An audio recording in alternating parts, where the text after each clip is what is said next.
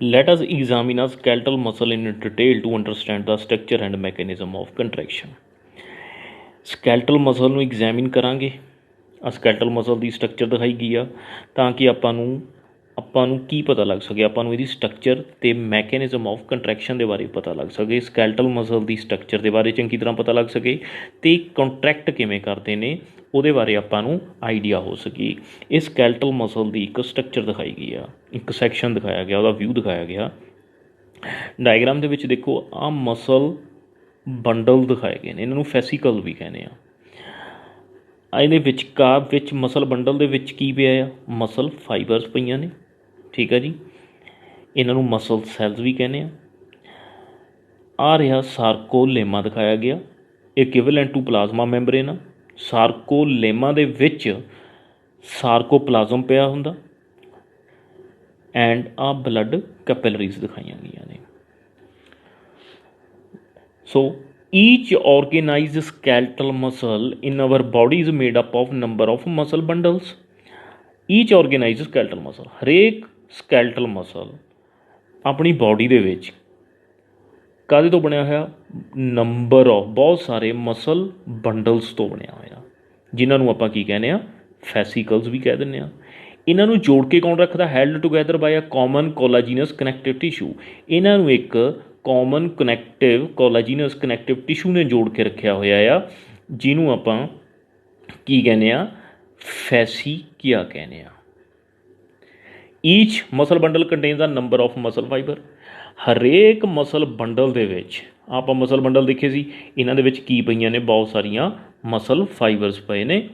ਈਚ muscle fibre is lined by the plasma membrane called ਸਾਰਕੋਲੀਮਾ।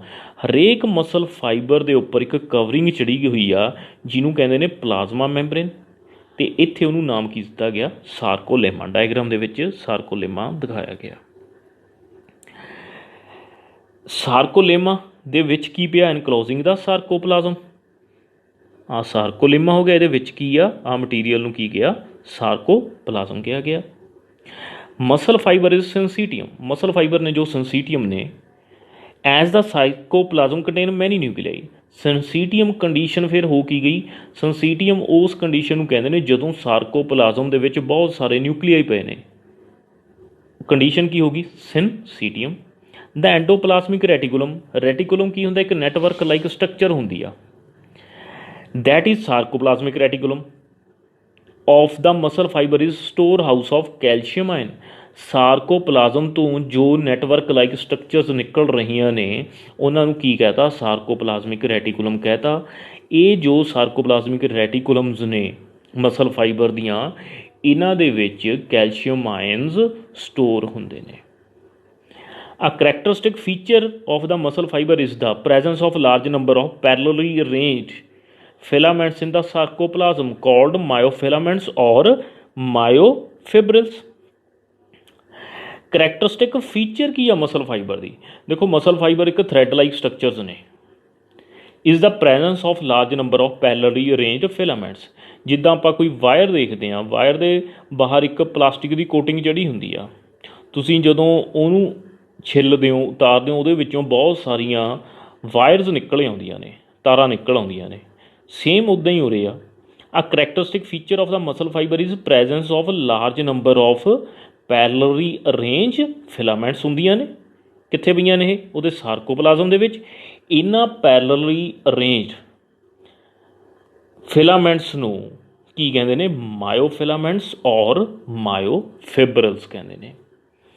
ਈਚ ਮਾਇਓਫਿਬਰਲ has, ਹਰੇਕ ਮਾਇਓਫਿਬਰਲ ਦੇ ਵਿੱਚ ਇੱਕ ਡਾਰਕ ਬੈਂਡ ਹੁੰਦਾ, ਉਸ ਤੋਂ ਬਾਅਦ ਲਾਈਟ ਬੈਂਡ ਆਉਂਦਾ ਆ। Alternate dark and light band means ਪਹਿਲਾਂ ਡਾਰਕ ਬੈਂਡ, ਫਿਰ ਲਾਈਟ ਬੈਂਡ, ਫਿਰ ਡਾਰਕ ਬੈਂਡ, ਫਿਰ ਲਾਈਟ ਬੈਂਡ।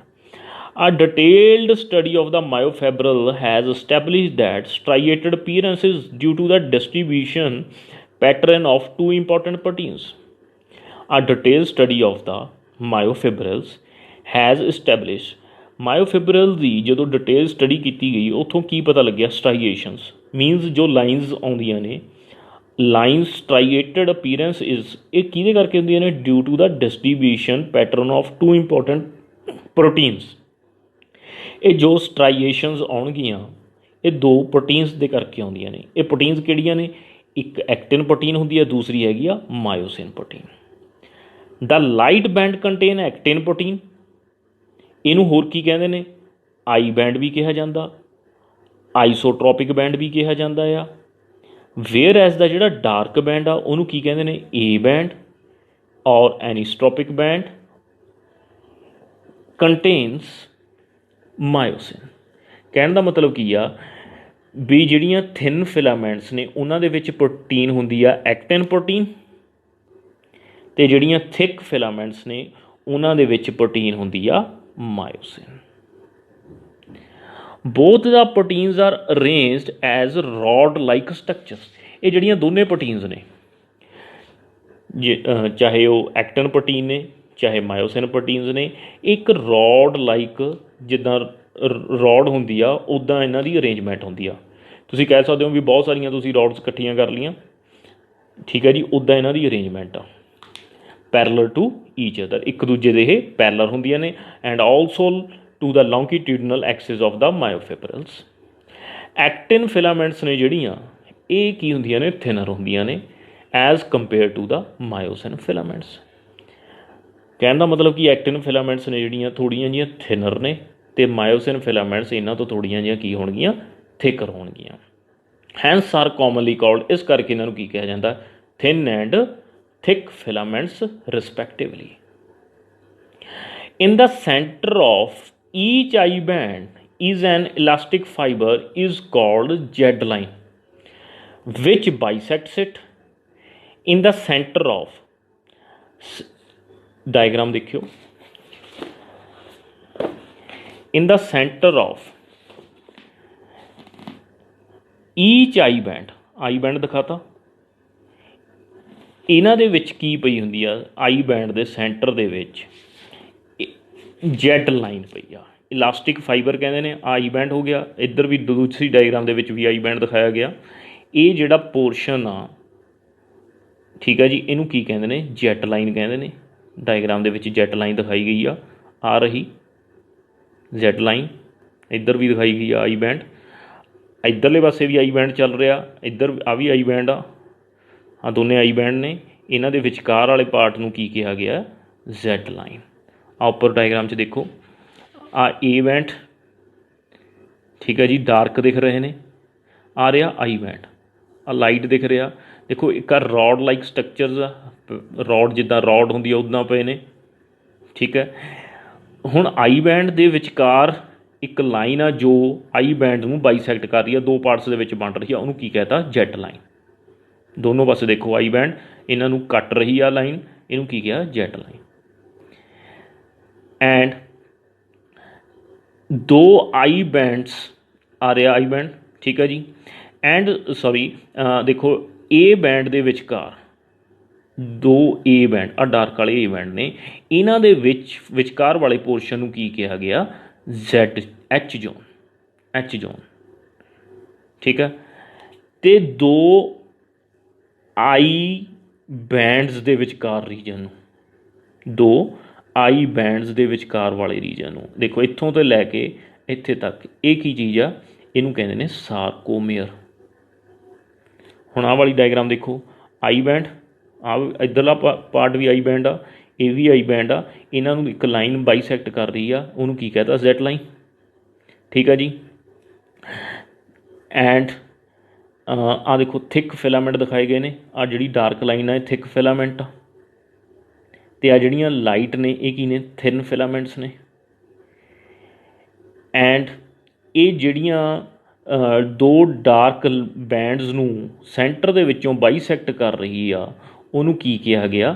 ਐਮ ਲਾਈਨ, ਠੀਕ ਆ ਜੀ, ਐਮ ਲਾਈਨ ਕਹਿ ਰਹੇ ਨੇ। ਅਤੇ ਇਹ ਵਾਲੇ ਪਾਰਟ ਨੂੰ ਦੋ ਏ ਬੈਂਡ ਵਾਲੇ ਸੈਂਟਰ ਵਾਲੇ ਪਾਰਟ ਨੂੰ, ਦੋ ਐਂਡਸ ਦੇ ਵਿੱਚ, ਏ ਬੈਂਡਸ ਦੇ ਵਿੱਚ ਜੋ ਸੈਂਟਰ ਵਾਲਾ ਰੀਜਨ ਆ ਉਹਨੂੰ ਕੀ ਕਿਹਾ ਗਿਆ? ਐਚ ਜ਼ੋਨ ਕਿਹਾ ਗਿਆ। ਅਤੇ ਆਹ ਕ੍ਰੋਸ ਬ੍ਰਿਜਿਸ ਦਿਖਾਏ ਗਏ ਨੇ, ਇਹ ਕ੍ਰੋਸ ਬ੍ਰਿਜਿਸ ਏ ਬੈਂਡ ਅਤੇ I dark band and light band ਦੇ ਵਿਚਕਾਰ ਦਿਖਾਏ ਗਏ ਨੇ, ਜਿਵੇਂ ਜਿਨ੍ਹਾਂ ਨੂੰ ਆਪਾਂ ਏ ਬੈਂਡ ਅਤੇ ਆਈ ਬੈਂਡ ਕਹਿ ਦਿੰਦੇ ਹਾਂ, ਠੀਕ ਆ ਜੀ। ਉਹ ਜਨਰਲ ਵਿਊ ਦੇਖ ਲਓ ਇੱਕ minute diagram the. I band, ਇਹ ਆਹ ਵਾਲਾ ਦੋਨੇ ਪਾਰਟ ਕੀ ਹੋ ਗਏ, ਆਈ ਬੈਂਡ ਹੋ ਗਏ। ਇਹਨਾਂ ਨੂੰ ਇੱਕ ਲਾਈਨ ਬਾਈਸੈਕਟ ਕਰ ਰਹੀ ਹੈ, ਉਹਨੂੰ ਕੀ ਕਹਿੰਦੇ ਨੇ, ਜ਼ੈਡ ਲਾਈਨ ਕਹਿੰਦੇ ਨੇ।